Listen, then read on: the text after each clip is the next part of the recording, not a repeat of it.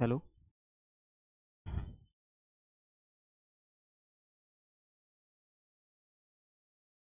नमस्कार विद्यार्थी मित्रांनो, नीती आयुषच्या यूट्यूब चॅनलवरती आपलं स्वागत आहे. आज आपण एक वेगळं लेक्चर घेतोय. हे वेगळं लेक्चर म्हणण्यापेक्षा वैकल्पिक विषयाची निवड त्याच्या संबंधीचे हे लेक्चर आहे. आणि आज आपण PSIR बद्दल बोलतोय, बरोबर. पॉलिटिकल सायन्स आणि इंटरनॅशनल रिलेशन. का हा विषय वैकल्पिक विषय म्हणून निवडावा, तर त्या अनुषंगाने आज आपण चर्चा करणार आहे. याच्या अगोदरचं जर का तुम्ही लेक्चर पाहिलं असेल तर त्याच्यामध्ये मी PSIRचा सिलेबस डिकोड केलाय.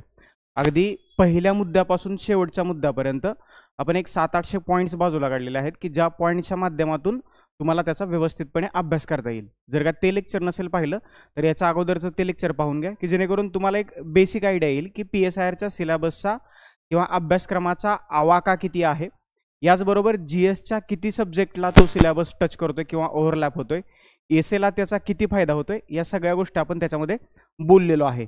तर त्या सगळ्या गोष्टींचं आज प्रॅक्टिकल किंवा प्रात्यक्षिक तुम्हाला मी या लेक्चरच्या माध्यमातून दाखवण्याचा प्रयत्न करतोय की जेणेकरून तुम्हाला आयडिया येईल की PSIR ऑप्शनल असल्यामुळे तुम्हाला काय फायदा होतोय. दोन वाक्य तुमच्या स्क्रीनवरती दिसतील. The personal is political. Carol Hanisch नावाची अमेरिकन फेमिनिस्ट थिंकर आहे आणि 1970 मध्ये तिने याच नावाचा एक निबंध लिहिला होता, द पर्सनल इज पॉलिटिकल. याचा अर्थ जर का समजून घ्यायचं झालं, खऱ्या अर्थानं हा जो निबंध होता किंवा हे जे वाक्य बोललं गेलंय तर ते स्त्रीवादांच्या दृष्टिकोनातून बोललं गेलंय. फेमिनिस्ट थिंकर होती ती. 1970च्या अगोदर हे याच्याबद्दल चर्चा चालू होती आणि 1970ला या कॅरोल हॅनिश नावाच्या लेखिकेचा किंवा स्त्रीवादी विचारवंताचा एक निबंध प्रकाशित झाला, द पर्सनल इज पॉलिटिकल. आणि त्यावेळेसपासून म्हणजे ज्या गोष्टी पर्सनल आहेत तर त्या गोष्टी राजकीय असतात किंवा त्या गोष्टी पॉलिटिकल असतात. फॉर एक्झाम्पल, घरात ज्या काही गोष्टी घडतात, बरोबर, म्हणजे पर्टिक्युलर जर का फेमिनिस्ट असल्यामुळे स्त्रियांच्या बाबतीत बोललं गेलं, स्त्रियांवरती टाकले जाणारे दबाव किंवा स्त्रियांचा डिसिजन मेकिंग मधला सहभाग असेल, स्त्रियांचं आर्थिक स्वातंत्र्य असेल, ह्या सगळ्या गोष्टी जरी पर्सनल असल्या, बरोबर, या सगळ्या गोष्टी जरी पर्सनल असल्या तर त्या पॉलिटिकल आहेत. कशा काय पॉलिटिकल आहेत? या सगळ्या गोष्टी कुठून तरी प्रभावित झालेल्या असतात. त्याच्यामुळं त्या लेखिकेनं असं म्हटलंय की द पर्सनल इज पॉलिटिकल, म्हणजे ज्या ज्या गोष्टी पर्सनल आहेत त्या त्या गोष्टी राजकीय आहेत. म्हणजे आलं लक्षात, तुम्ही काहीही करा आयुष्यात, कुठलीही गोष्ट करा, ती पॉलिटिकल सायन्सनी प्रभावित असते. म्हणजे आपण डिसिजन मेकिंग सुद्धा, एखादं डिसिजन घेत असतो तर ते सुद्धा आपल्या सभोवताली काय घडतंय तर याला अनुसरून आपण डिसिजन घेतो. त्याच्यामुळं पर्सनल इज पॉलिटिकल म्हणजे खऱ्या अर्थानं ज्या गोष्टी पर्सनल आहेत त्या सगळ्या पॉलिटिकल आहेत आणि इथूनच खरा राज्यशास्त्राच्या अभ्यासाला सुरुवात होते. अजून एक थिंकर आहे आणि तो म्हणतो man is a political animal, म्हणजे माणूस जो आहे तर तो एक राजकीय प्राणी आहे. म्हणजे मनुष्य, हे वाक्य कोणाचं आहे? अरिस्टॉटल. हा एक आता एन्शंट ग्रीक फिलॉसॉफर आहे आणि राज्यशास्त्राचा जनक म्हणून सुद्धा याच्याकडं पाहिलं जातं. मी मुद्दाम लिहिले सायंटिस्ट आहे तो. आता सायंटिस्ट या अर्थानं आहे की हा एकमेव असा माणूस आहे किंवा पॉलिटिकल थिंकर आहे की यानं माणसाचं वर्गीकरण केलंय. त्याचबरोबर जर का तुम्ही सायन्सचा अभ्यास करत असाल, जनरल सायन्सचा, तर यानं प्राण्यांचं सुद्धा वर्गीकरण केलंय. त्याच्यामुळं सगळ्यात आवडता जर का पॉलिटिकल सायन्समध्ये थिंकर असेल तर तो माझ्या दृष्टीनं हा अरिस्टॉटल आहे, कारण यांनी प्राण्याचं वर्गीकरण केले, त्याचबरोबर माणसाचं सुद्धा चांगल्या पद्धतीने वर्गीकरण केले की कोण राजा, कोण प्रजा, कोण गुलाम, कोणाच्या हाती सत्ता असावी. त्याच्यामुळं अरिस्टॉटल हा एक एन्शंट ग्रीक फिलॉसॉफर आहे, पॉलिटिकल सायन्सचा फाउंडिंग फादर आहे किंवा पितामह म्हणून त्याच्याकडे पाहिलं जातं. प्लेटोला पॉलिटिकल फिलॉसॉफीचा जनक म्हटलं जातं आणि अरिस्टॉटलला राज्यशास्त्राचा जनक म्हणून त्याच्याकडे पाहिलं जातं. आणि तो म्हणतोय man is a political animal, म्हणजे माणूस हा एक राजकीय प्राणी आहे. म्हणजे बघा, मनुष्य जो आहे, म्हणजे तुम्ही कुठल्या पक्षाचे असा आगर नसा, तुम्ही राजकीय नेते असा आगर नसा, तुम्ही स्वतःला राजकारणाशी कनेक्ट करता. म्हणजे आपण पाहतोच की ज्या ज्यावेळेस इलेक्शन डिक्लेअर होतात तर आपण आपला तिथं रोल 0% असतो एखाद्या भूमिकेत. म्हणजे एखाद्या पक्षात म्हणा किंवा एखाद्या राजकीय व्यवस्थेत म्हणा किंवा निवडणूक व्यवस्थेत म्हणा, तरी सुद्धा आपण त्याची चर्चा करतो. म्हणजेच काय, मनुष्य स्वतःला राजकारणापासून अलिप्त ठेवूच शकत नाही आणि म्हणून त्यांनी म्हटलंय man is a political animal. म्हणजे लक्षात ठेवा, राज्यशास्त्राच्या अभ्यासाची सुरुवात आपल्या जन्मापासूनच होते, कारण द पर्सनल इज पॉलिटिकल आणि man is a political animal. आलं लक्षात? त्याच्यामुळं PSIR ऑप्शनल आपण घेतोय याचा अर्थ आपण वेगळं काहीतरी करणार आहे असं नाहीये. जो अभ्यास आपण अगदी लहानपणापासून आपल्या कॉलेज जीवनापर्यंत केलेला आहे त्याच अभ्यासाचं उपाययोजन करायचं आहे डिस्क्रिप्टिव्ह पॅटर्नच्या माध्यमातून किंवा त्याच्याबद्दल लिहायचं आहे. तुम्हाला निवडणूक व्यवस्थेबद्दल माहीत नाही का? माहीत आहे. तुम्हाला राजकीय पक्षांबद्दल माहीत नाही का? माहीत आहे. तुम्हाला राजकीय पक्ष माहीत नाहीत का? माहीत आहेत. सगळ्या गोष्टी तुम्हाला माहीत आहेत. लोकसभेची निवडणूक तुम्हाला माहीत आहे, विधानसभेची निवडणूक तुम्हाला माहीत आहे, भारताचं परराष्ट्र धोरण तुम्हाला माहीत आहे, आंतरराष्ट्रीय संबंध काय असतात हे तुम्हाला माहीत आहे. फक्त हे पेपरमध्ये मांडताना सैद्धांतिकरित्या सूत्रबद्ध पद्धतीने आणि पद्धतशीरपणे मांडायचं आहे, एवढाच फक्त फरक आहे. आणि हे सगळ्यांची मांडणी कशी करायची त्याच्यासाठी मीच आहे, बरोबर. तर PSIR ऑप्शनल हा जो वैकल्पिक विषय आहे की जो 500 मार्कांचा, तर तो मी शिकवतोय मराठी माध्यमातून. याच्या तुम्हाला क्लास नोट्स दिल्या जातील, चांगल्या पद्धतीच्या PDF त्या कन्वर्ट करून तुम्हाला दिल्या जातील की जेणेकरून मराठी माध्यमातून जर का तुम्ही करणार असाल तर तुम्हाला नोट्स नाहीत किंवा अभ्यास साहित्य नाहीये म्हणून मी PSIR ऑप्शनल घेतला नाही असं होता कामा नये. बरंचसं मटेरियल जे आहे, बरंचसं अभ्यास साहित्य जे आहे तर ते मी माझ्या YouTube चॅनलवरती उपलब्ध करून दिले. अगदी तिकडे सिरीज चालू आहेत, इंटरनॅशनल रिलेशनचे सिरीज चालू आहे, NCERT पॉलिटीचे टेक्स्टबुक आहेत तर त्याच्या सिरीज सुरू आहेत. याशिवाय काही शॉर्ट्सच्या माध्यमातून सुद्धा PSIR ऑप्शनल नक्की काय आहे हे मी तुम्हाला समजावून सांगण्याचा प्रयत्न करतोय. आता बघा, हे आपण सगळं पाहिलं, त्याचं जाता जाता आपण पाहूया की व्हॉट इज पॉलिटिकल सायन्स, राज्यशास्त्र म्हणजे काय. आता हे तुम्हाला मी सांगितलं की the personal is political, man is political animal. मग तुम्हाला प्रश्न पडला असेल पॉलिटिकल सायन्स म्हणजे काय. तर पॉलिटिकल सायन्स म्हणजे, हे लक्षात ठेवा, पॉलिटिकल सायन्स म्हणजे राज्य या संस्थेचा, बरोबर, राज्य या संस्थेचा सैद्धांतिकरित्या किंवा सूत्रबद्ध पद्धतीने किंवा पद्धतशीरपणे केला गेलेला अभ्यास. हे जे सगळं करायचं आहे ना आपल्याला, तर राज्य संस्थेचा अभ्यास कसा केला जातो, बरोबर. म्हणजे राज्य संस्था, ज्यावेळेस तुम्ही आंतरराष्ट्रीय संबंधाचा अभ्यास करता तर राज्य म्हणजे एक देश असतो, आणि ज्यावेळेस तुम्ही पर्टिक्युलर एका देशाबद्दल बोलता तर राज्य म्हणजे मग महाराष्ट्र, कर्नाटक, आंध्र प्रदेश, तमिळनाडू वगैरे हे, बरोबर. तर एखादी राज्यसंस्था म्हणजे एखादा देश, उदाहरणार्थ भारत.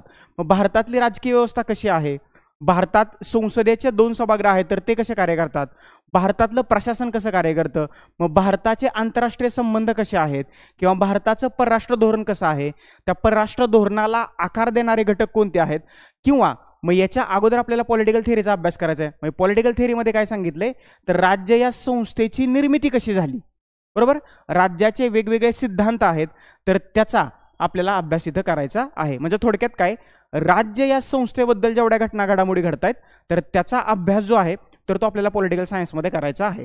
तर तो कसाही करायचा आहे का, नाही, तर तो सूत्रबद्ध पद्धतीने करायचा आहे किंवा सैद्धांतिकरित्या करायचा आहे किंवा पद्धतशीरपणे करायचा आहे. म्हणजे व्यवस्थितपणे, आता राज्याची उत्पत्ती कशी झाली इथून आपल्याला सुरुवात करायची आहे.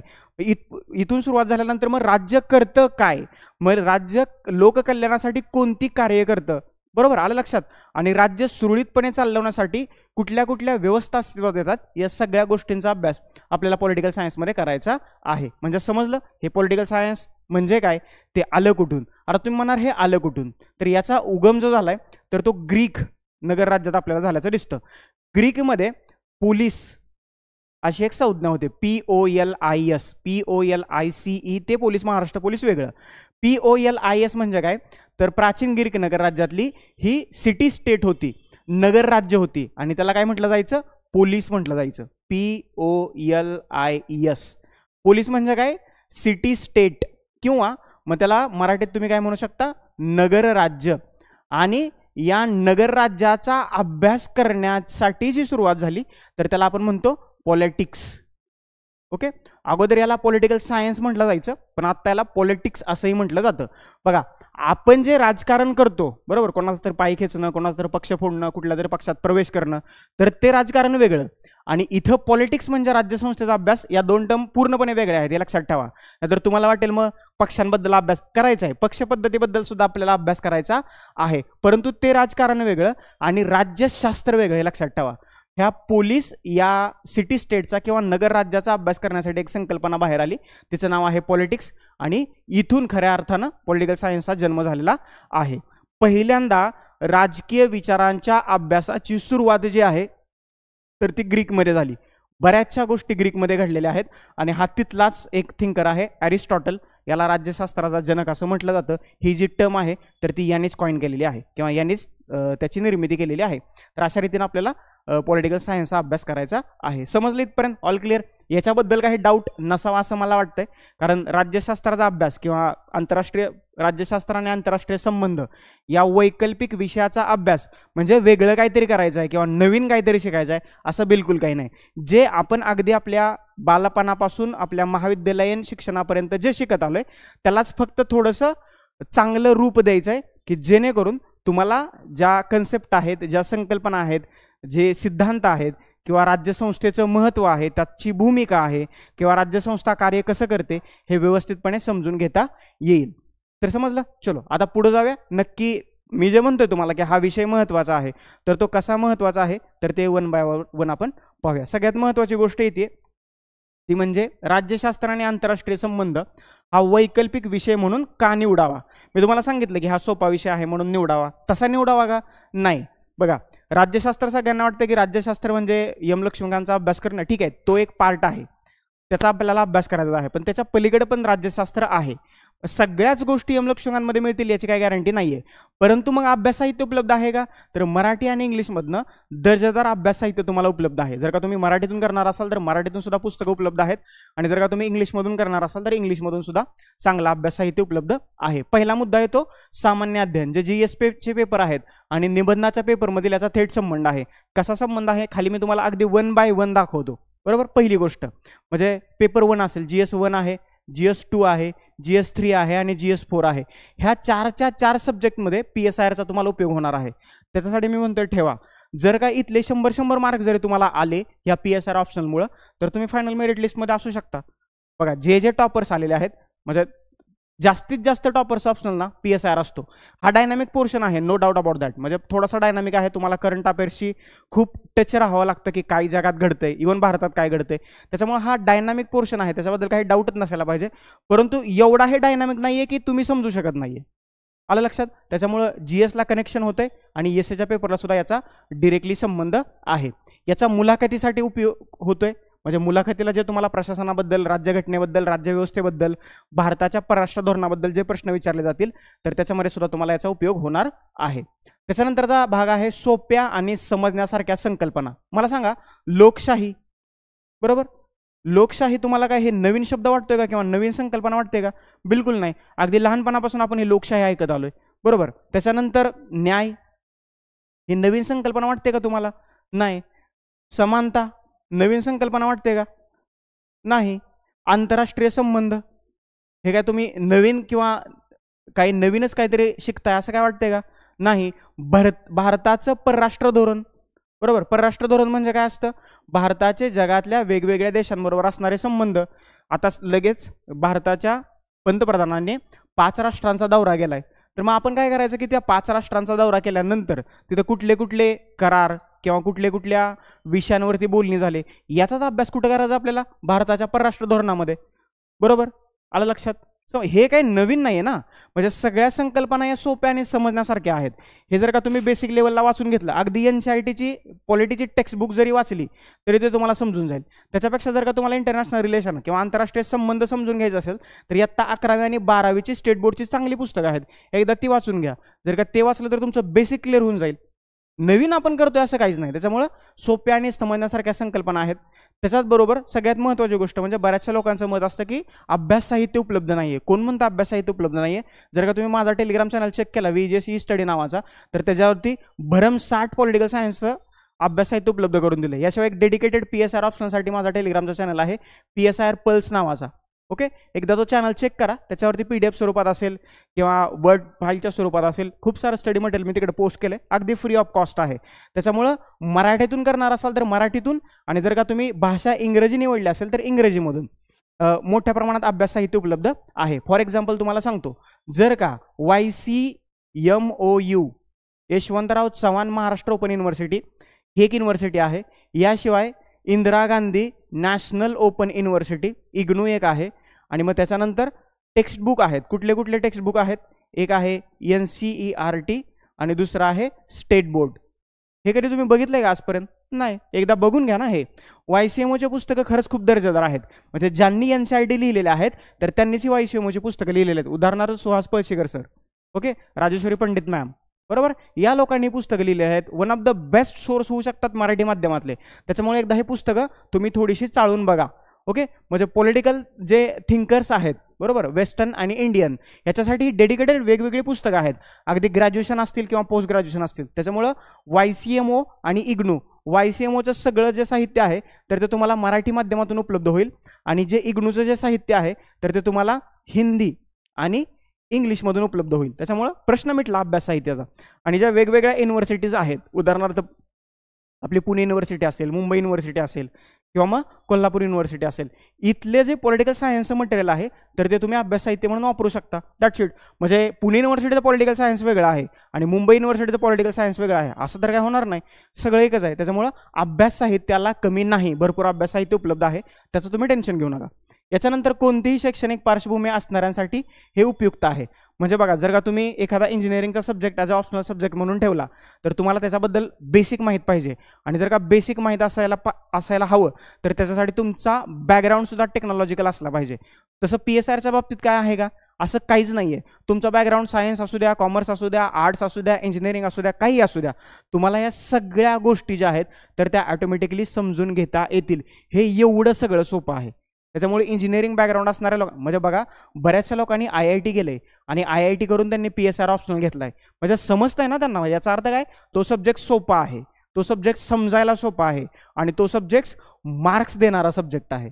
पुढचा मुद्दा तोच आहे, गुण मिळवून देणारा सब्जेक्ट. म्हणजे 500 पैकी किती मार्क्स मिळू शकतात तुम्हाला? 500 पैकी तुम्हाला 300+ मार्क्स आरामात मिळू शकतात. 2024चा जो टॉपर आहे त्याला 300+ मार्क मिळालेले आहेत, PSRचा टॉपर. त्याच्यामुळे याच्यात मार्क्स मिळू शकतात.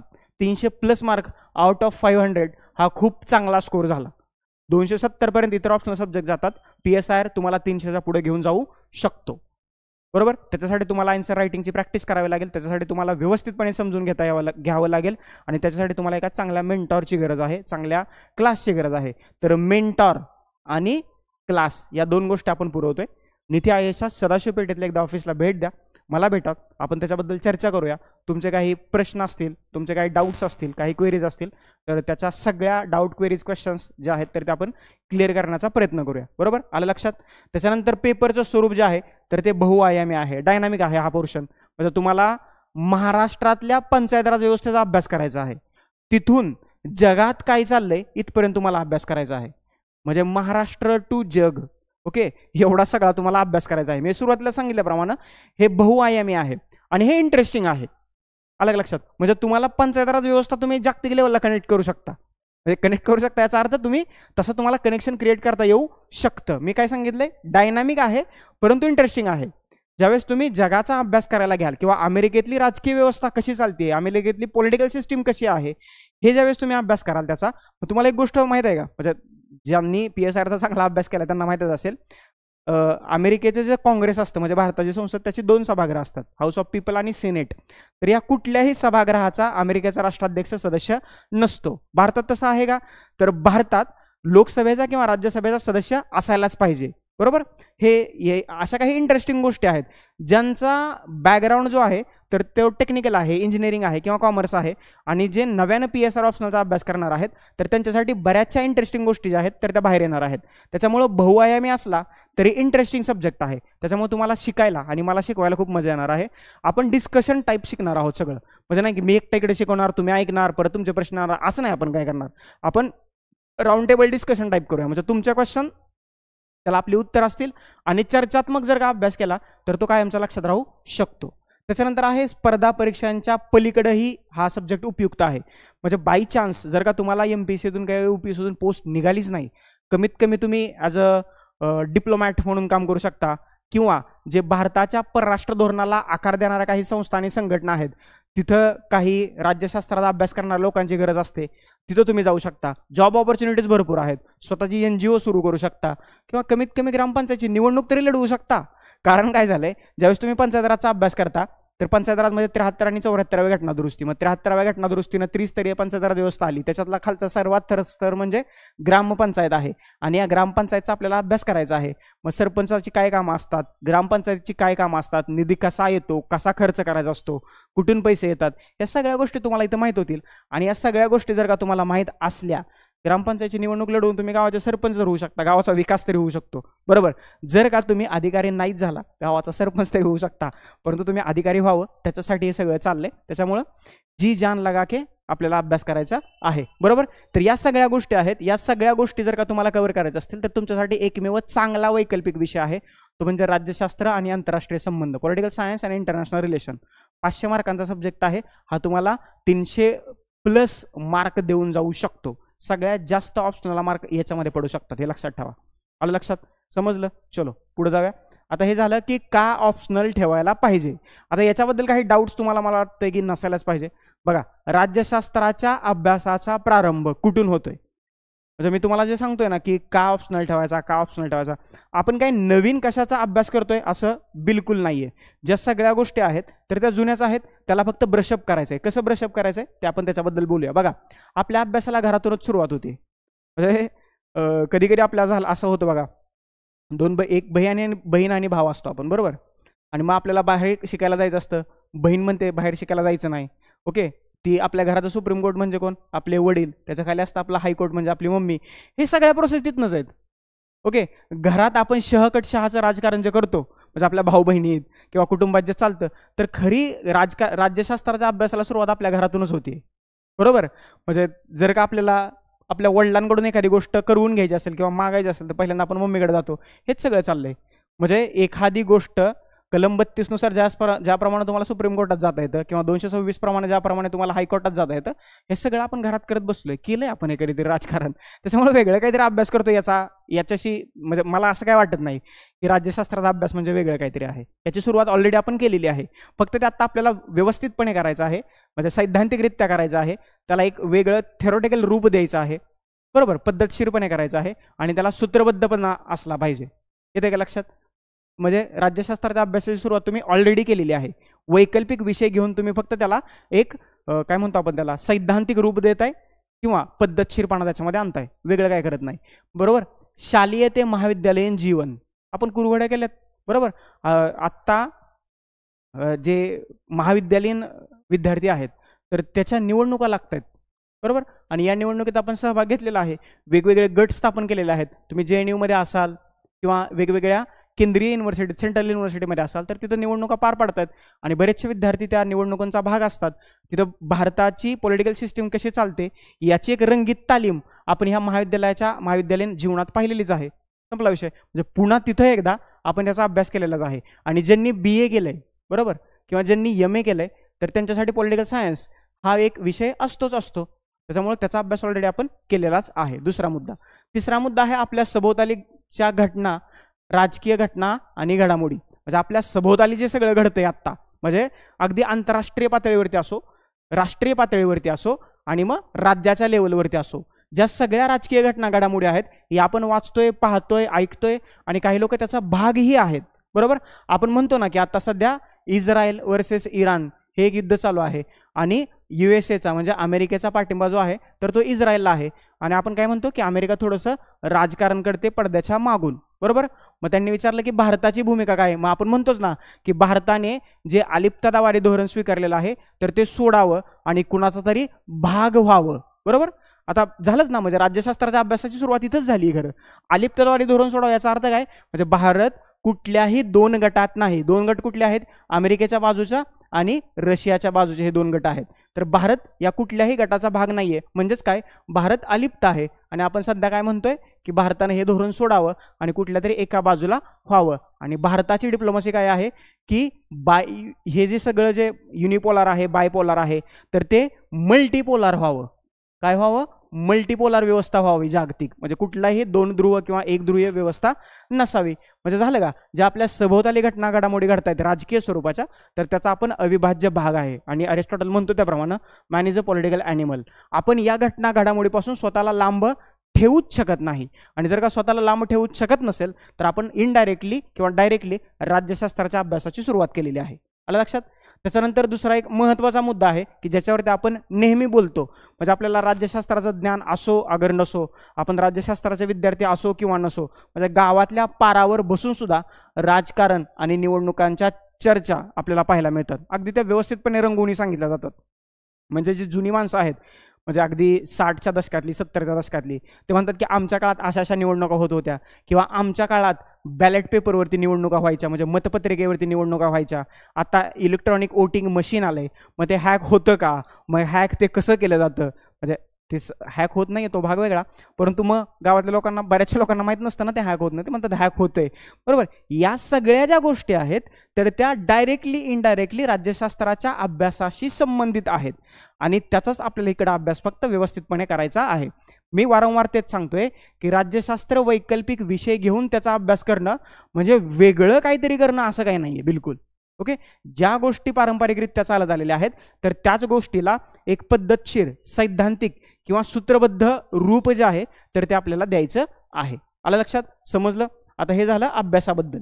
आता याचं महत्त्व काय आहे ते आपण अगदी पूर्वपरीक्षेपासून पाहूया, प्रिलिम्स पासून पाहूया. जर का तुम्ही MPSC प्रिलिम्स देणार असाल तर त्याच्यामध्ये 4 सेवा आहेत. पहिली आहे राज्यसेवा, हे लक्षात ठेवा. दुसरी आहे कृषी सेवा, त्याच्यानंतर वनसेवा, आणि नंतर अभियांत्रिकी. या 4 सेवांसाठी आता एकच प्रिलिम होणार आहे, एकच प्रिलिम होईल, बरोबर. तर या MPSCच्या प्रिलिम्समध्ये तुम्हाला राज्यव्यवस्था आणि प्रशासन याचा तुम्हाला अभ्यास करायचा आहे, बरोबर. आणि याचे 15 प्रश्न आहेत, म्हणजे किती मार्क आहेत, 30 मार्क झालं. आणि हाच जो पोर्शन आहे तर हाच पोर्शन तुम्हाला पॉलिटिकल सायन्स म्हणजे PSR ऑप्शनलच्या पेपर 1च्या भाग 2 मध्ये अभ्यास करायचा, आणि तोच पोर्शनवरती इथं 15 प्रश्न विचारले जातात. समजलं. वेगळं काय करायचं आहे का आपल्याला, नाही. म्हणजे PSR जर का तुम्ही ॲज अ ऑप्शनल सब्जेक्ट म्हणून घेतला तर अगदी प्री पासून तुमच्या इंटरव्ह्यू पर्यंत तुम्हाला फायदा होणार आहे. तो कसा फायदा होणार आहे ते आपणच आता पाहतोय. MPSC प्रिलिम्सला 15 प्रश्न असतील, बरोबर. आणि याच्यामध्ये जे करंट अफेअर्सचे 10 ते 12 प्रश्न विचारले जातात त्याच्यामध्ये 2 ते 3 प्रश्न आपल्या पॉलिटिकल सायन्सशी रिलेटेड असतात. उदाहरणार्थ, एखादा देश कुठल्या तरी संघटनेतून बाहेर पडतो, बरोबर. आपल्याला ज्या जगातल्या आंतरराष्ट्रीय किंवा राष्ट्रीय महत्त्वाच्या संस्था, संघटना किंवा आयोग आहेत त्याचा आपल्याला अभ्यास PSR मध्ये करायचा आहे, आणि त्याच्यावरती करंट अफेअर्सचा एक प्रश्न असतो, बरोबर. किंवा एखाद्या संस्था, संघटनेचा एखादा देश सदस्य झाला त्याच्यावरती आपल्याला प्रश्न असतो. एखाद्या राष्ट्राचा नवीन राष्ट्राध्यक्ष बनला, पंतप्रधान बनला तर त्याच्यावरती आपल्याला प्रश्न असतो. त्याचा अभ्यास आपण PSR ऑप्शनलमध्ये करतोय. समजलं. म्हणजे जवळजवळ 20+ प्रश्न प्रीचे हे राज्यशास्त्राशी संबंधित आहेत. त्याच्यामुळे पुन्हा एकदा तुम्हाला याचा इथं फायदा होतोय, बरोबर. त्याच्यानंतर UPSC प्रिलिम्स जर का पाहिली याच्यामध्ये 10 ते 12 प्रश्न असतात. UPSC प्रिलिम्सचं असं काही क्लिअर कट डिवायडेशन नाहीये, 15 प्रश्न विचारतील की 10 प्रश्न विचारतील किंवा 2 प्रश्न विचारतील. त्याच्यामुळे 10 ते 12 प्रश्न तर पॉलिटिकल सायन्सचे असतातच असतात. याशिवाय जे करंटचे प्रश्न विचारले जातात इव्हन UPSCला आहे तर त्याचाही संबंध आपल्याला राज्यशास्त्राची लावता येतो. म्हणजे इथं 15+ प्रश्न आणि इथं MPSC प्रिलिमला 20+ प्रश्न कुठून कव्हर होतात, PSR ऑप्शनल जर का तुम्ही ठेवला तर. येते का लक्षात. त्याच्यामुळे प्रीला तर मोठा फायदा आहे. याशिवाय जर का तुम्ही MPSCच्या इतर परीक्षा देत असाल, म्हणजे आत्ता जे डिस्क्रिप्टिव्ह पद्धतीने MPSCचा अभ्यास करतायत ते काही MPSCच्या इतर परीक्षा देणार नाहीत. कुठल्या ग्रुप B आणि ग्रुप C. ओके, तर या ग्रुप B आणि ग्रुप Cचं जे पॉलिटी आहे तर ते सुद्धा राज्यशास्त्राच्या म्हणजे PSR ऑप्शनलशीच संबंधित असणार आहे. आलं लक्षात. म्हणजे तुम्ही एक ऑप्शनल जर का म्हणजे एक सब्जेक्ट जर का वैकल्पिक विषय म्हणून ठेवला तर MPSC, UPSC, इतर स्पर्धा परीक्षा सगळीकडे तुम्हाला फायदा होणार आहे. आलं लक्षात. हा प्रीला फायदा होईल. त्याच्यानंतर आता मी जे तुम्हाला सांगितलं की मेन्सला फायदा होतोय का नाही, तर मेन्सला कसा फायदा होतोय ते एकदा बघा. हे अगदी मी चार्टनुसार तुम्हाला दाखवतोय. पहिल्यांदा पेपर 1 पाहूया, बरोबर. पेपर 1 GSचा मुख्य परीक्षेतला पेपर 1 काय म्हणतोय बघा. हे खूप इंटरेस्टिंग बनवण्याचा प्रयत्न केलाय. बघा, पेपर 1 आहे आपला. त्याच्यामध्ये हिस्ट्री, जिओग्राफी. पहिला मुद्दा आहे आपला आधुनिक भारताचा इतिहास. जर का तुम्हाला हा डिकोड केलेला सिलेबस पाहिजे असेल तर VJS ई स्टडी नावाचा माझा टेलिग्रामचा चॅनल आहे, त्याच्यावरती सिलेबस असं सर्च करा. जो GSचे जे 4 पेपर आहेत तर त्याचा 2000+ मुद्द्यांमध्ये आम्ही सिलेबस डिकोड केला आहे. मराठी ते कोणीतरी पहिल्यांदाच असं केलंय, बरोबर. त्या 2000 मुद्द्यांचा जर का तुम्ही अभ्यास केला, त्याच्याबद्दल 2 लाईन जर का तुम्हाला माहीत असल्या तर मेन्सचा वेगळा अभ्यास करण्याची गरज पडणार नाही. लक्षात घ्या. त्याच्यामुळे हा सिलेबस न विसरता तुमच्याकडे असला पाहिजे. जवळजवळ 110+ पानांचा हा डिकोड केलेला सिलेबस आहे. VJS ई स्टडीच्या यूट्यूब चॅनलवरती, सॉरी टेलिग्राम चॅनलवरती तुम्ही सर्च करा सिलेबस. त्याच्यामध्ये PSR ऑप्शनल GSचे 4 पेपर याचा डिकोड केलेला सिलेबस जो आहे तर तो तुम्हाला सापडेल. चलो बघा, GS पेपर 1 मध्ये काय काय येते. पहिल्यांदा आधुनिक भारताचा इतिहास.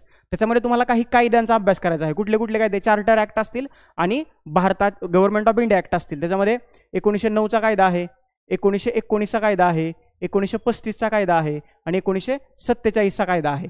आता इथं आपल्याला अभ्यास करताना इतिहासाच्या अँगलने अभ्यास करायचा आहे किंवा हिस्ट्रीच्या अँगलने अभ्यास करायचा आहे. परंतु याच्यातल्या बऱ्याचशा घटना घडामोडी आहेत, तर त्या तुम्हाला भारतीय शासन आणि राजकारण पेपर 1च्या भाग 2 मध्ये भारताच्या संविधानाच्या निर्मिती प्रक्रियेमध्ये याचा उपयोग होणार आहे. झालं ओव्हरलॅप? पहिलाच मुद्दा ओव्हरलॅप झाला कायद्यांचा. That's it. त्याच्यानंतर भारताचा स्वातंत्र्य लढा. ओके, भारतीय शासन आणि राजकारण, त्याच्यामध्ये भारताच्या स्वातंत्र्य लढ्याबद्दल तुम्हाला अभ्यास करायचा आहे. स्वातंत्र्य लढ्याची पार्श्वभूमी. संपला विषय. पुन्हा एकदा इथं सिलेबस ओव्हरलॅप झाला. आलं लक्षात? पहिला मुद्दा कोणता होता? आधुनिक भारताचा इतिहास. त्याच्याला कनेक्ट करणारा PSR ऑप्शनलचा सब्जेक्ट विषय कोणता आहे? भारतीय शासन आणि राजकारण. ओके, पेपर 1 भाग 2 मधला ओव्हरलॅपिंग वाला सिलेबस आहे. दुसरा मुद्दा आहे स्वतंत्रोत्तर Bharat. Okay, India after independence. त्याच्यामध्ये राज्यांची पुनर्रचना, प्रादेशिक वाद, जात आणि समस्या आणि विविध चळवळी. त्याच्यामध्ये महिला, बरोबर, त्याच्यानंतर शेतकरी आणि आरक्षणाशी संबंधित बऱ्याचशा चळवळींचा तुम्हाला इथं अभ्यास करायचा आहे. हाच अभ्यास तुम्हाला कुठं करायचा आहे? भारतीय शासन आणि राजकारण PSR ऑप्शनल पेपर 1 भाग 2 मध्ये. भाग 2 म्हणा किंवा भाग सेक्शन B म्हणा, तुम्हाला जसं आवडेल तसं. मी भाग 1 आणि 2 म्हणतोय. तर तिथं तुम्हाला याचा अभ्यास करायचा आहे. पुन्हा एकदा हे क्रॉस झालं. अगदी हे इथं थोडक्यात करायचं असेल तर PSR ऑप्शनमध्ये हे तुम्हाला इन डिटेलमध्ये करायचं आहे. बरोबर, म्हणजे राज्याची पुनर्रचना कशी झाली, अगदी 1950च्या अगोदर किती राज्य होती, 1956च्या राज्य पुनर्रचना कायद्यानुसार काय झालं, वेगवेगळे आयोग कोणते आले, तर त्या आयोगांचा आपल्याला अभ्यास दोन्ही बाजूला करायचा आहे. प्रादेशिक वाद, रिजनलिझम, इथे अभ्यास करायचा आहे आणि PSR ऑप्शनमध्ये सुद्धा अभ्यास करायचा आहे. ओके, त्याच्यानंतर जात आणि समस्या, कास्ट आणि त्याच्याशी संबंधित जे काही वेगवेगळे प्रश्न आहेत, तर दोन्ही बाजूला तुम्हाला अभ्यास करायचा आहे. आणि विविध चळवळी, इकडे सुद्धा महिला शेतकरी चळवळ्या किंवा आरक्षणाशी संबंधित चळवळी, इथे तुम्हाला PSR मध्ये सुद्धा अभ्यास करायचा आहे. त्याच्यानंतर जगाचा इतिहास, तिसरा पॉईंट. त्याच्यामध्ये विविध देशातील क्रांत्या, फ्रेंच क्रांती असेल, रिव्हॉल्युशन असेल, अमेरिकेतली काही क्रांती असतील. त्याच्यानंतर जागतिक महायुद्ध आहे, शीतयुद्ध आहे, शीतयुद्धानंतरचं जग असेल आणि वेगवेगळ्या संकल्पना, साम्यवाद आहे, समाजवाद आहे आणि भांडवलशाही आहे. या सगळ्या गोष्टींचा अभ्यास तुम्हाला तुलनात्मक आणि राजकीय विश्लेषण आणि आंतरराष्ट्रीय राज्यशास्त्र पेपर 2 भाग 1 मध्ये या सगळ्या गोष्टींचा आपल्याला अभ्यास करायचा आहे. तुम्हाला म्हणजे ह्या वेगवेगळ्या देशात झालेल्या क्रांती असतील, जागतिक महायुद्ध, पहिलं आणि दुसरं महायुद्ध असेल, याच्यानंतर दुसऱ्या महायुद्धानंतर 1990 पर्यंत जो शीतयुद्धाचा काल होता, म्हणजे ॲक्च्युअल युद्ध झाली नाहीयेत, परंतु युद्धजन्य परिस्थिती निर्माण झाली होती. मग रशिया असेल, अमेरिका असेल, रशिया म्हणण्यापेक्षा त्याला USSR म्हणा, कारण रशियाचं विभाजन अजून झालं नव्हतं, ते 1991ला झालं. तर हे शीतयुद्धाचा कार्यकाल किंवा कोल्ड वॉर पिरियड, त्याचा आपल्याला अभ्यास करायचा आहे आणि तोच आपल्याला इकडे ऑप्शनलमध्ये सुद्धा अभ्यास करायचा आहे. वेगळं काय करायचं आहे का? अजिबात नाहीये.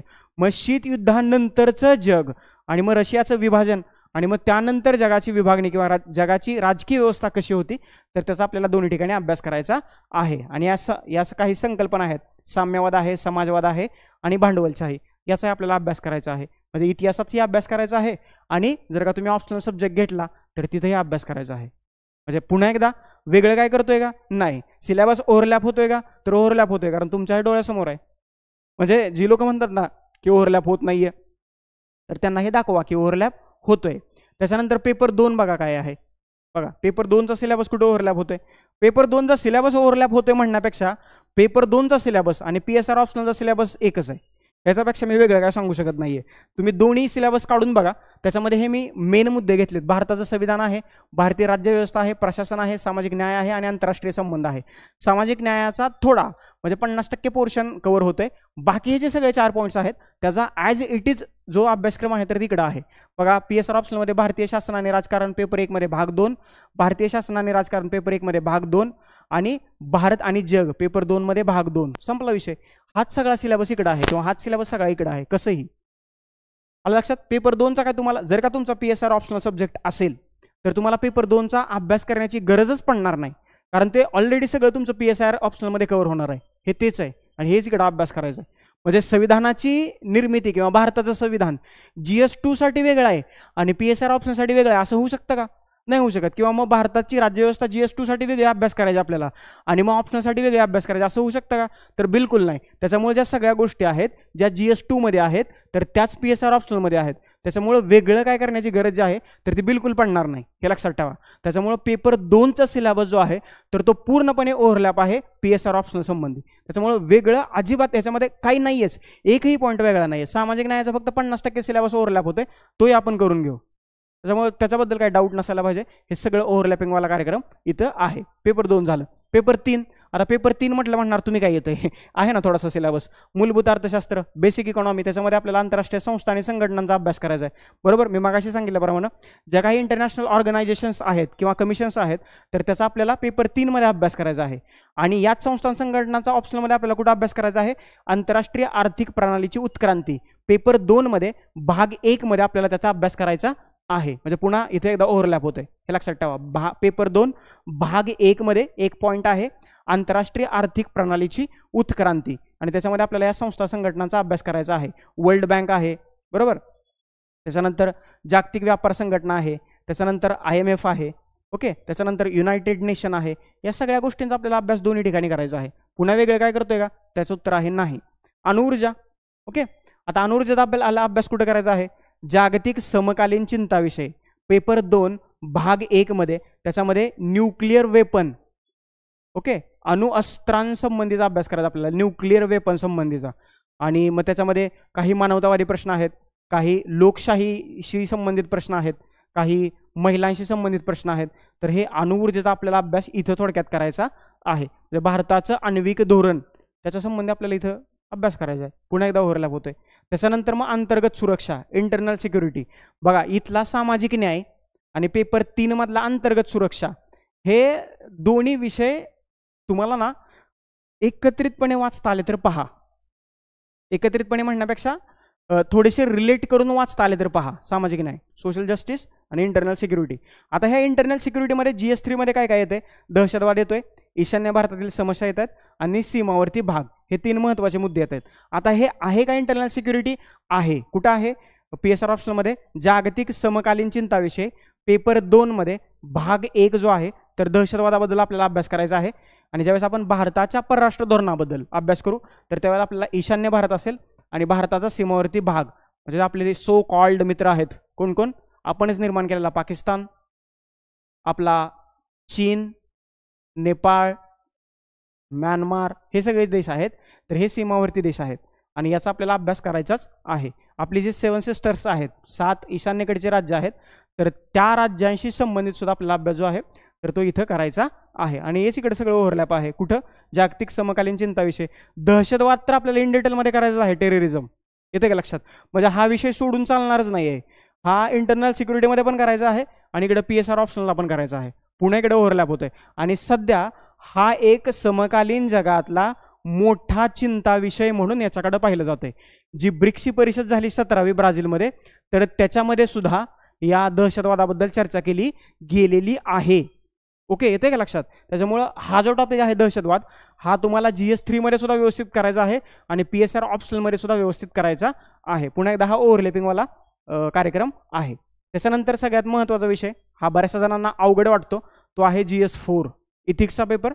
हा याच्यामध्ये केस स्टडी आहेत, म्हणजे निम्मा पेपर केस स्टडीसाठी आहे आणि निम्मा पेपर मग तुमचा ट्रॅडिशनल सब्जेक्ट आहे. ओके, आता GS4 मध्ये कुठं ओव्हरलॅप होते, जे नीतिशास्त्राची प्रस्तावना आहे तर त्याच्यामध्ये 2 टॉपिक आहेत. एक आहे पाश्चात्य विचारवंत आणि दुसरा आहे भारतीय विचारवंत. आता हे विचारवंत कुठं ओव्हरलॅप होत आहेत, तर भारतीय पाश्चात्य राजकीय विचारधारा पेपर 1 मध्ये भाग 1 मध्ये. त्याच्यामध्ये तुम्हाला भारतीय राजकीय विचारधारा आणि पाश्चात्य राजकीय विचारधारा, अगदी प्लेटो, अरिस्टॉटल पासून हॅना अरेंड पर्यंत तुम्हाला पाश्चात्य विचारवंत अभ्यास करायचे आहेत. आणि भारतीय विचारवंतामध्ये Mahatma Gandhi, doctor Babasaheb Ambedkar, M N. Roy, okay, या सगळ्यांचा अभ्यास जो आहे तर आपल्याला भारतीय राजकीय विचारवंतांमध्ये करायचा आहे. आणि हे सगळे जे टॉपिक आहेत तर ते PSR ऑप्शनलच्या पेपर 1च्या भाग 1 मध्ये कव्हर होत आहेत. आणि हे 2 महत्त्वाचे टॉपिक आहेत. ओके, कोणी म्हणजे असं कोणी म्हणू शकतं की या विचारवंतांवरती PSR ऑप्शनलमध्ये खूप कमी प्रश्न येतात. हे मान्य आहे, कमी प्रश्न येतात. परंतु PSR ऑप्शनल जर का तुम्हाला समजून घ्यायचं असेल तर या राजकीय विचारधारेचा अभ्यास केल्याशिवाय तुम्हाला ऑप्शनल समजणार नाही. आणि हे खूप इंटरेस्टिंग आहे. म्हणजे अरिस्टॉटल काय म्हणतोय, मॅकियावेली काय म्हणतोय, ओके, जॉन रॉल्सचा न्यायाचा सिद्धांत काय आहे, हॅना अरेंड ही फेमिनिस्ट विचारवंत आहे, तिचं मत काय आहे. ओके, ह्या सगळ्या गोष्टीचा आपल्याला अभ्यास करायचा आहे. आणि हे खूप सोपं आहे. खूप सोपं आहे म्हणण्यापेक्षा हे खूप इंटरेस्टिंग आहे आणि हे इंटरेस्टिंगरित्या शिकवलं तर तुम्हाला अजून एखाद्या विषयाची गोडी जी आहे तर ती वाढू शकते. त्याच्यानंतर येऊया एसेवरती. निबंधाचा पेपर 250 मार्कासाठी तुम्हाला किती एसे लिहायचे आहेत? 250 मार्कांसाठी तुम्हाला 2 एसे लिहायचे आहेत. 8 निबंध आहेत. 8 पैकी एक तरी निबंध राज्यशास्त्राशी संबंधित असेल की नसेल? असेल. उदाहरणार्थ सध्या चर्चा चालू आहे वन नेशन, बरोबर, वन नेशन वन इलेक्शन. मग तुमचं मत काय मांडा? सध्या भाषेवर आधारित वाद चालू आहेत, बरोबर. त्याच्यामध्ये मग रिजनलिझम, प्रादेशिक वाद येतो, त्याच्याबद्दल तुम्हाला एसे लिहिता येईल. ओके. याशिवाय भारताच्या संविधानाची 75 वर्ष सेलिब्रेट करतोय आपण, त्याच्यावरती जर काही एसे विचारला त्यांनी तर लिहिता येईल. दहशतवाद आहे, नक्षलवाद आहे, बरोबर, लोकशाहीवरती होणारे हल्ले असतील, हे सगळे विषय जे आहेत ना ते राज्यशास्त्राशी संबंधित आहेत. आणि मग एसेचा अभ्यास करायचा असेल तर तुम्हाला पेपर 1 आणि 2चा PSR ऑप्शनलचा व्यवस्थित आणि चांगल्या पद्धतीने फायदा होणार आहे. येते का लक्षात? 8 सब्जेक्ट आहेत. 8 पैकी एक जरी सब्जेक्ट पॉलिटिकल सायन्स रिलेटेड आला, 125 मार्क तुमच्या खिशात आहेत. किती? 125. 250 मार्काचे 2 निबंध, एक निबंध जर का राज्यशास्त्राशी संबंधित आला, 125 मार्क तुम्हाला मिळाले. म्हणजे किती मार्क झाले बघा? ऑप्शनलचे 500 प्लस 125. ओके. बाकीचं सोडून द्या GS 4 पर्यंत, 1 2 3 4 पर्यंत. ओके. याशिवाय जे लँग्वेजचे 2 पेपर आहेत म्हणजे ते क्वालिफाईंग आहेत, तरी पण तुम्हाला सांगतो लँग्वेजच्या पेपरमध्ये सुद्धा तुम्हाला 2 एसे लिहायचे आहेत. मराठीचं एक लिहायचं आहे, इंग्लिशचं एक लिहायचं आहे. That's it. म्हणजे तिथं पण तुम्हाला याचा फायदा होईलच ना ऑप्शनलचा. त्याच्यामुळं सर्वांगीण विकास एक्झामच्या दृष्टीनं जर का करायचा असेल तर PSR ऑप्शनल हा एकमेव पर्याय तुमच्यासाठी आहे. एकमेव पर्याय आहे म्हणण्यापेक्षा तुम्ही हाच विषय ठेवा, तर हे सगळं ओव्हरलॅप आहे. बरं, तुम्ही गेला इंटरव्ह्यूला, सगळं झालं, तुम्ही मेन्स प्री पास झाला, मेन्स पास झाला, इंटरव्ह्यूला क्वालिफाय झाला, तुम्हाला तिथे ते प्रश्न विचारतात. राज्यघटनेबद्दल विचारतील, राजकीय व्यवस्थेबद्दल विचारतील, भारतातल्या प्रशासनाबद्दल विचारतील, भारताच्या परराष्ट्र धोरणाबद्दल विचारतील, आंतरराष्ट्रीय संबंधाबद्दल विचारतील, एखादा राजकीय विचारवंतावरती विचारतील, विचारू शकतात. 275 मार्काचा इंटरव्ह्यू आहे राज्यसेवेला आणि UPSCला सुद्धा, बरोबर. आणि ह्याच्यातले 10-12 प्रश्न जर का याच्यावरती विचारले, तुम्ही इन होऊ शकता. फायनल मेरिट लिस्टमध्ये तुमचं नाव असू शकतं. त्याच्यामुळं PSIR हा ऑप्शनल सब्जेक्ट जर का तुम्ही ठेवला, अगदी प्रीपासून इंटरव्ह्यूपर्यंत तुम्हाला तारणारा विषय म्हणून या PSIR कडे पाहता येईल. आलं लक्षात? जर का शिकवणारा चांगला असेल तर शिकणाऱ्याला इंटरेस्ट येतो आणि परीक्षेत मार्क्सही मिळतात. येतं का लक्षात? त्याच्यामुळं या सगळ्या गोष्टी, बऱ्याचशा गोष्टी मी फ्री ऑफ कॉस्ट देतोय. जर का तुम्ही माझं यूट्यूब चॅनल चेक केलं तर तुम्हाला आंतरराष्ट्रीय संबंध असेल, याशिवाय NCERTच्या ज्या पॉलिटिकल सायन्सच्या टेक्स्टबुक आहेत ते मी फ्रीमध्ये शिकवलंय. भारताच्या संविधानाची निर्मिती प्रक्रिया त्याच्यावरती एक लेक्चर सिरीज सुरू आहे, ऑनगोईंग आहे. त्याच्यामध्ये 18+ लेक्चर झालेले आहेत. IR आणि पॉलिटिकल थिअरी, म्हणजे पॉलिटिकल थिअरी म्हणण्यापेक्षा या 11वीच्या 2 NCERT आहेत. कुठल्या कुठल्या? एक आहे पॉलिटिकल थिअरीची, ओके, आणि दुसरी आहे इंडियन कॉन्स्टिट्यूशन ॲट वर्क नावाची. ह्या 2 NCERTचं अगदी अस्खलित मराठीतून अगदी वर्ड टू वर्ड, अगदी सुसूत्रबद्ध पद्धतीने मी विश्लेषण केलंय. माझ्या यूट्यूब चॅनलवरती एकदा ते पाहून घ्या. आणि एक IRची ऑनगोईंग सिरीज आहे, आय थिंक त्याच्यामध्ये 18+ लेक्चर आहेत आणि त्याच्यामध्ये मी ॲड करत राहतोय. मराठीतली ती पहिली फ्री ऑफ कॉस्टवाली लेक्चर सिरीज यूट्यूबवरती आहे.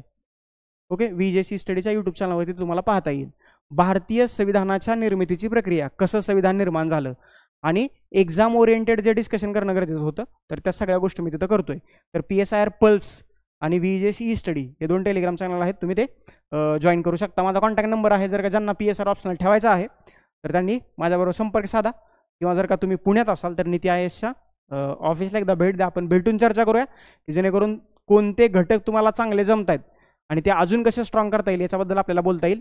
कोणते घटक तुम्हाला अवघड वाटत आहेत ते सोपे कसे तुम्हाला करता येतील त्याच्याबद्दल आपण नक्कीच बोलूया. याशिवाय जर का तुमचे काही डाऊट्स असतील, म्हणजे साहजिक आहे, जर का तुम्ही एखादा 500 मार्कांसाठी ऑप्शनल विषय निवडणार असाल, बरोबर, किती?